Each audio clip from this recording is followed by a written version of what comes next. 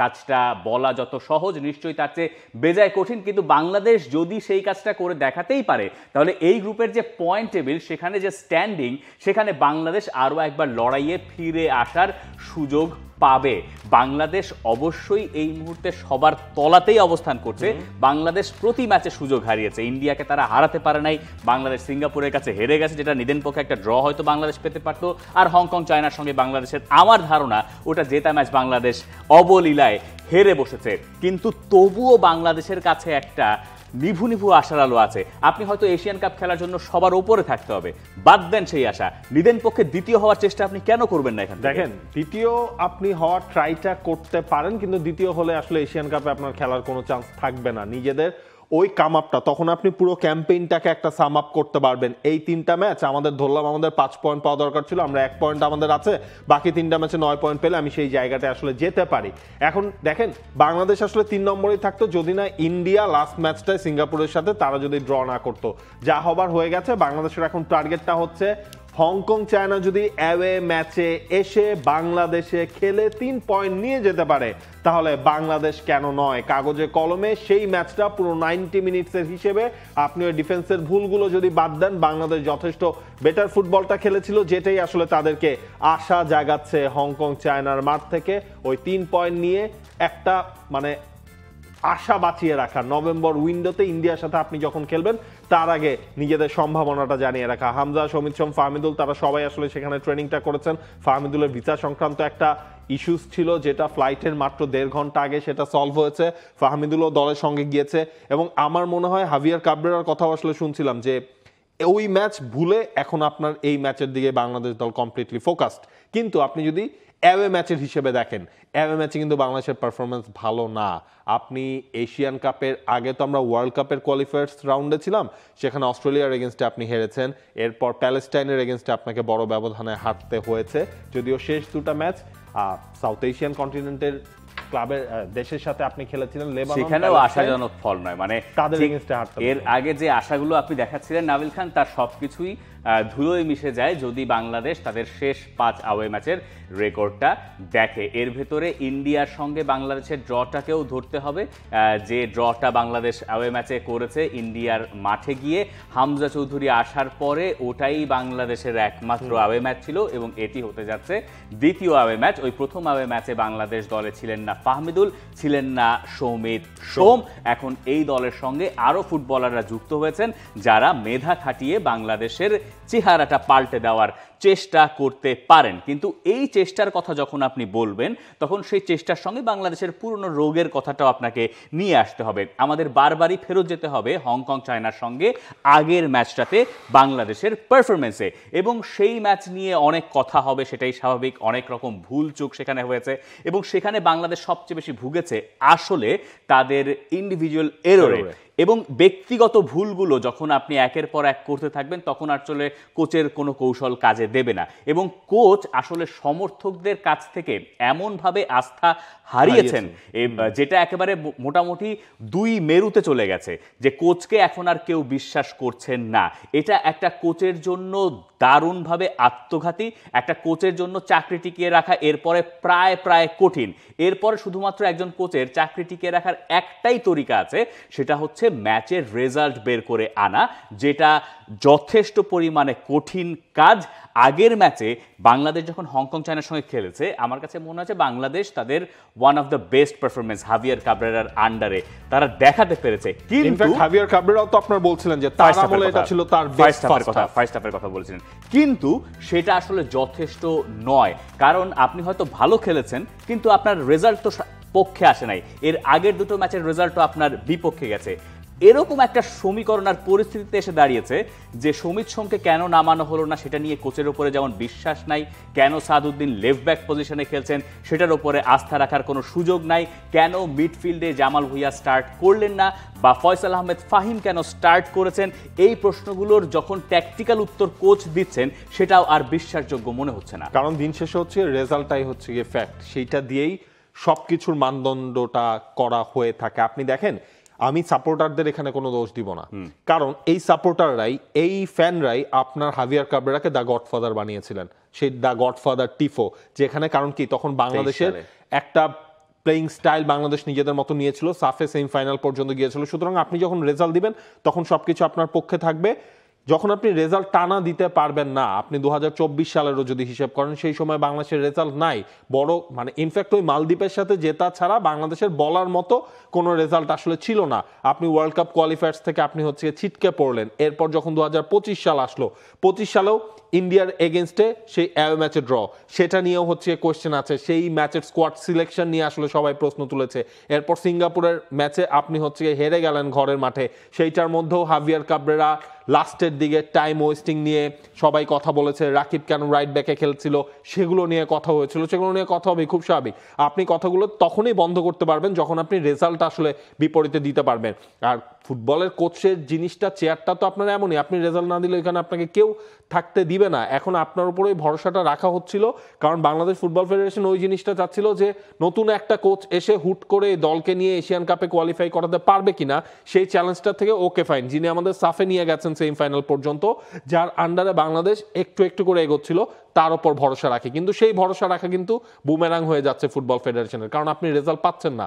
সুতরাং এই জিনিসগুলো হবে। এবং লাস্টে আমি একটা জিনিস বলবো, দেখেন হাভিয়ার কাবরেরাও হচ্ছে গিয়ে, মানে তার কাছে কোনো কিছু আসলে বলার নাই।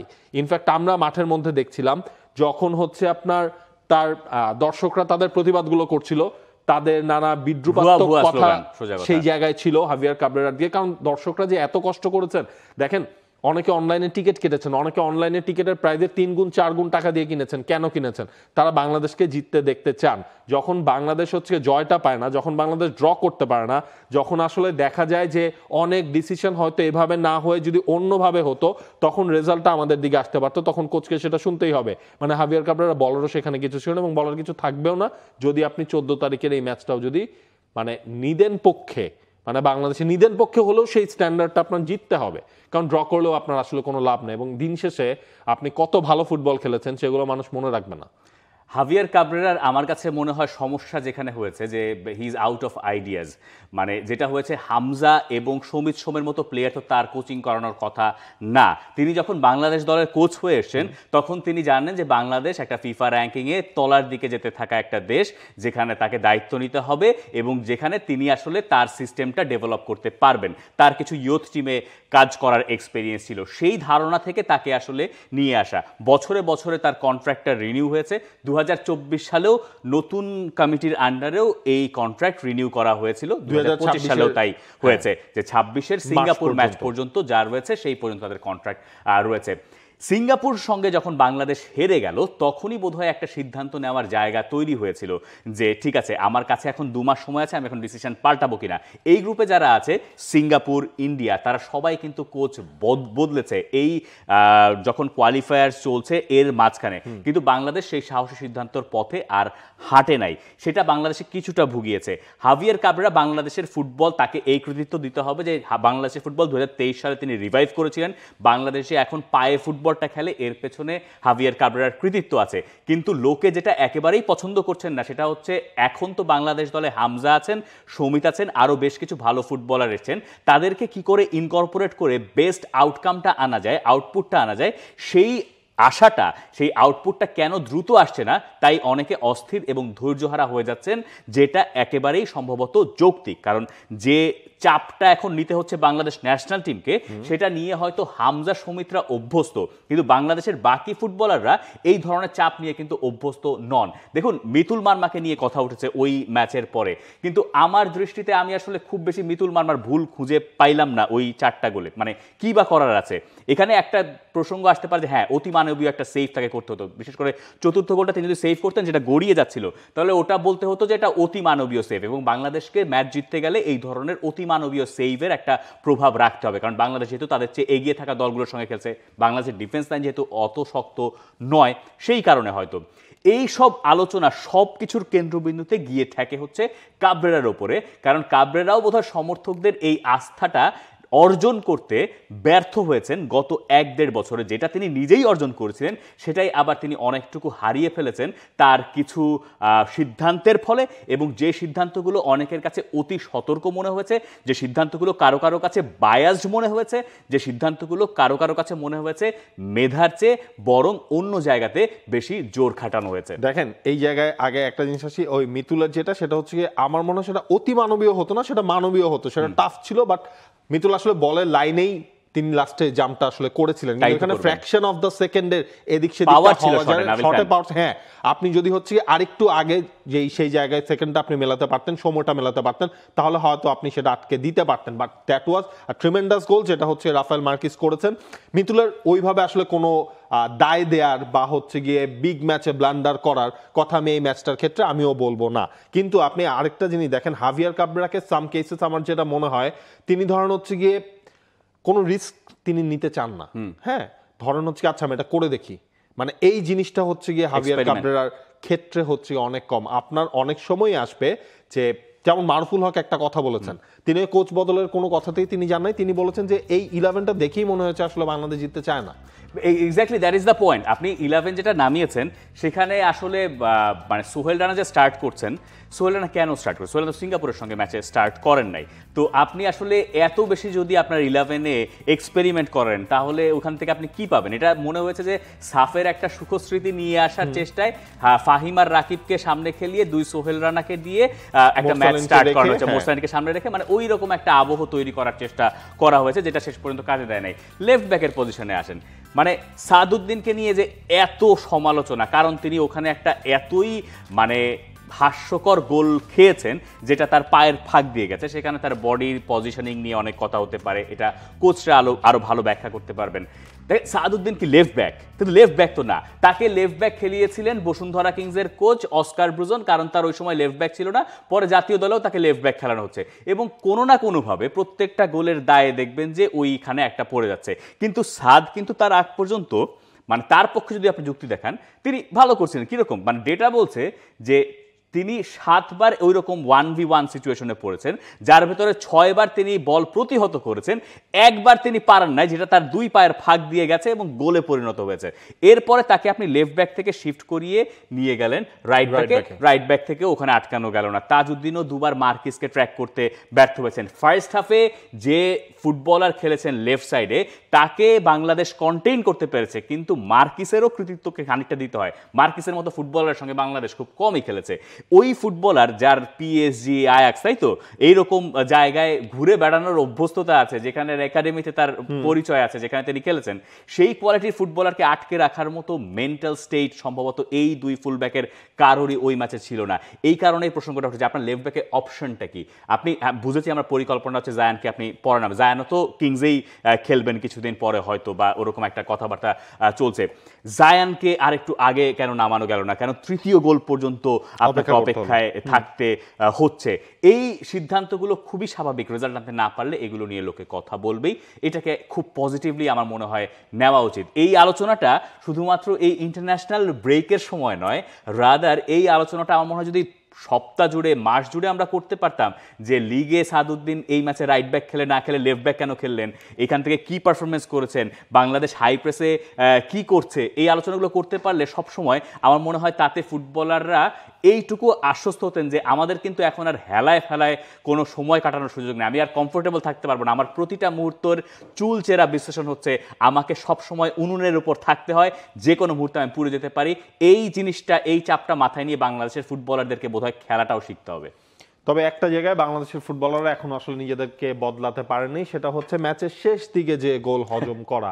ঘুরে ফিরে বাংলাদেশ এক্সট্রা টাইমে, ইনজুরি টাইমে যে লাস্ট 2 বছরে তাদের গোল হজমে সেই সংখ্যাটাই আপনি দেখুন। হংকং চায়নার এগেনস্টে আপনি 90+10, অর্থাৎ ম্যাচের শেষ অ্যাকশনেই ছিল সেটা। সেখানে বাংলাদেশ এক্সট্রা টাইমে নিজেরাও গোল করেছে, তারা যে গোলটা কনসিড করলো সেটাই আসলে ম্যাচটাকে পুরোপুরি বদলে দিল। দেখেন এই ম্যাচগুলোর রেজাল্ট অন্যরকম হলে বাংলাদেশের ফুটবলের চেহারাই পাল্টে যেত। 2023-এর সাফ লেবাননের কাছে আপনি 2-0 গোলে হারলেন, 1-0-তে পিছিয়েছিলেন, 96 মিনিটে গিয়ে আপনার শেষ গোলটা আপনি হজম করলেন। কুয়েতের সঙ্গে ওটা সেমিফাইনাল ম্যাচ ছিল বাংলাদেশে, যেটা জিতলে বাংলাদেশ ফাইনালে উঠে যায়। সেই ম্যাচে বাংলাদেশ 105+2 এই ব্যাপারটা দেখেন, ওটা কিন্তু একটা আরেকটা 30 মিনিটসের মানে নট ইভেন 89-90 মিনিটস, সবগুলো অ্যাডেড টাইম। এরপরে দেখেন ফিলিস্তিনের সঙ্গে গত বছর রোজার মাস, রোজা চলছে, সেই ম্যাচে 94 মিনিটে 90 মিনিট পেরিয়ে গেছে। আপনি জানেন যে এখন অ্যাডিশনাল টাইম, এমনও না যে 88-89 মিনিট আপনি জানেন যে ম্যাচের শেষ অংশ, তা না। আপনি দেখেছেন ফোর্থ অফিসিয়াল মানে তার ওটা দিয়ে দেখেছেন এক্সট্রা টাইম যোগ করা হয়েছে 4 মিনিট 10 মিনিট এরকম। হংকং চায়নার সঙ্গেও একই। এখন এইটা যে হাভিয়ার কাবরেরার একার দোষ তা না, বাংলাদেশের ফুটবলের জন্মের রোগ হচ্ছে এই শেষ দিকে গোল খাওয়া। এটা আগের কোচেরাও খেয়েছেন, আগের ফুটবলাররাও খেয়েছেন, এখনকার ফুটবলাররাও খাচ্ছেন। এই সমস্যাটা আসলে কোন জায়গায়? এটা কি মেন্টাল স্টেটের সমস্যা? আপনি হচ্ছে ওই ফিলিস্তিনের সাথে ম্যাচটা দেখেন, সেটা হচ্ছে ইন্ডিভিজুয়াল এররের কারণে সেই ম্যাচে বাংলাদেশ গোল খেয়েছিল। কুয়েতের সাথে সেই ম্যাচটা, ওইটা হচ্ছে গিয়ে যতটুকু না ইন্ডিভিজুয়াল এরর ছিল তার থেকে কুয়েতকে আসলে ক্রেডিটটা দিতে হয়। বাংলাদেশ লাস্টের দিকে ওই টেম্পোর সাথে আসলে তাল মেলাতে পারেন না এক্স্যাক্টলি। এবং হংকং চায়নার সাথে এটা তো কমপ্লিটলি আসলে নিজেদের জোনাল এরর, মানে সেখানে আমি ইন্ডিভিজুয়াল এররের থেকেও দেবো, সেখানে যারা যারা ছিলেন সবার এরর, সেখানে সবার দায় আছে। মজার ব্যাপার কি জানেন, এই লিস্টের ভেতরে আমরা একটা ম্যাচ কিন্তু পাইনি, মানে সিঙ্গাপুরের সঙ্গে যে ম্যাচটা, ওখানেও বাংলাদেশ 45 মিনিটে ফার্স্ট হাফের একেবারে শেষ অংশে গিয়ে গোল খেয়েছে। বাংলাদেশ এই ম্যাচেও তো আপনার হংকং চায়নার এগেইনস্টেও তো ফার্স্ট গোলটা হয়েছে সেই এক্সট্রা টাইমে, ফার্স্ট হাফের আরেক টাইমে। মানে কি আসলে হয় ফার্স্ট টাইমের আরেক টাইমে, যখন বারবার দেখছি যে ওই সময় নিতে পারছে না, ফুটবলাররা মেজাজ হারাচ্ছেন, ফুটবলারদের ওই মানসিক স্ট্রেংথ নাই, তখন এটা চেঞ্জ করার জন্য আমার মনে হয় কাজ করা দরকার। একমাত্র দেখবেন আপনি প্রতিটা গোলে হামজা চৌধুরী সবার আগে রিঅ্যাক্ট করেন, তার সঙ্গে পাল্লা দিতে হবে। তো পাল্লা না দেন, পাল্লা দিতে পারবো না আমরা তার সঙ্গে, বাকিরা পারবেন না, কিন্তু তার সঙ্গে মানিয়ে নেওয়ার কাজটা করতে হবে। হয়তো এয়ারপোর্টে গিয়ে 10 জন গিয়ে হামজার সঙ্গে ছবি তুলছেন, এখন আপনার সঙ্গে কেউ ছবি হয়তো তুলছে না, আপনি 5 বছর পরে যখন আবার হংকং চায়না যাবেন, অ্যাটলিস্ট এটা মেক শিওর করেন যে হামজার টিমমেট হিসেবে যেন আপনাকে চেনে। তো সেই কাজটা করার জন্য বাংলাদেশের সব ফুটবলারকে হামজার দিকে, সমিতদের দিকে, আমার মনে হয় সেদিকে তাকাতে হবে। তারা আসলে কি করে গেম ম্যানেজ করেন, তারা কি করে কথা বলেন, তারা কিভাবে পজিটিভিটি ছড়িয়ে দেন, তারা একটা ম্যাচের আগে কোন মেন্টাল স্টেটে থাকেন, তারা কি একটা ম্যাচের আগে কারোর সঙ্গে কথা বলে সময় কাটাচ্ছেন, তারা কি মানে কি করছেন হামজারা, এটা যদি দেখেও আমরা শিখতে না পারি তাহলে কি অনেক কিছু আছে। মাঠের পারফরম্যান্স, মাঠের বাইরে তারা কিভাবে সবকিছু ডিল করেন, এই সবকিছু দেখেই আসলে তাদের শিখতে হবে। বা ওইটা যদি তারা করতে পারেন তাহলে ওই দিন শেষে দেখা যাবে যে আপনার ওভারঅল মাঠের বাইরেও তাদের ইম্প্যাক্টগুলো অন্যদের কাছে আসলে এক্সাম্পল হয়ে থাকবে। বাট দিন শেষে আমি ধরেন হচ্ছে ঘুরে ফিরে একটা লাইনে আমি বুঝতে পারি না প্রথম গোলটার সময় মানে ওই ব্লান্ডারটার কি দরকার ছিল, মানে এগুলো বেসিক আমনে এটা যারা আসলে ফুটবল, মানে আমরা তো ধরেন পাড়ায় ফুটবল খেলেছি, ওইভাবে কোনো প্রাতিষ্ঠানিক আমাদের ফুটবলের কোনো কিছু নাই, তারপরও আমি মনে হয় তখন ওই মোমেন্টে মানে আমি আমার নিজের টুয়ার্ডস গোলের দিকে হচ্ছে আমি হেডার ক্লিয়ার করতে যেতাম। ওই হেডারটায়, ওই হেডারের জন্য এবং এত নির্বুদ্ধিতা একটা কাজ, সোহেল রানা, সিনিয়র সোহেল রানা তিনি বলার জন্য যাচ্ছেন, তিনি বলার জন্য যাচ্ছেন এবং ওইখানে আর কোনো প্রেসার নাই, মানে হামজা এই পাশে দাঁড়ানো, তিনি দেখছেন যে সোহেল রানা যাচ্ছেন, এরপর ওইখান থেকে উল্টা দিকে সোহেল রানা যদি ওই দিকে যাচ্ছেন তো আপনার আবার এদিকে যাওয়ার দরকার কি? এই যে মানে আটার স্টুপিডিটি, এইটা বাংলাদেশ মানে সোহেল রানার ওই হেডারটা হলে কিন্তু আপনার সেটা পেনাল্টির বাইরে চলে যায় এবং ওই সময় ফার্স্ট হাফের শেষ বাঁশিটাও বেজে যায়। ওইটা একটা এরর গেল। এরপরে প্রত্যেকটা গোলে আপনি যখন ব্যক্তিগত এরর করতে থাকবেন তখন হামজা চৌধুরী তো হামজা চৌধুরী, সৌমিত সোম তো সৌমিত সোম, লিওনেল মেসিও পারবেন না আপনাকে উদ্ধার করতে। ওই ভুলগুলো আশা করি আমরা বাংলাদেশ কোনো একদিন শুধরে নেবে। কেবল তো শুরু হলো, ভুল না করলে লোকে শেখে কি করে, আর ভুল থেকে লোকে যদি শেখে কিন্তু সেই আমি ভুলটা চাই নিবারণ করতে পারে তাহলে আপনার এই ভুল থেকে শিক্ষার লেসন আমরা সবসময় শুনে আসছি যে আমরা পরের বার ভালো করব, পরের বার ভালো করব, কিন্তু এটা কোনো রেকটিফাই আসলে হয় না, ভুলগুলো ভুলের জায়গাতেই থাকে। মানে সেই জিনিসটা আসলে উপলব্ধি করে করতে হবে। মিডিয়ার সামনে ক্যামেরা বুম ধরলেই যেন বলে না, না এবার আমরা ভুল করেছি, নেক্সট বার জিতে যাব। For more updates, subscribe to our YouTube channel and click on the bell icon. Follow us on Facebook and Instagram. Download T-Sports app to enjoy exciting games and highlights. Visit tsports.com.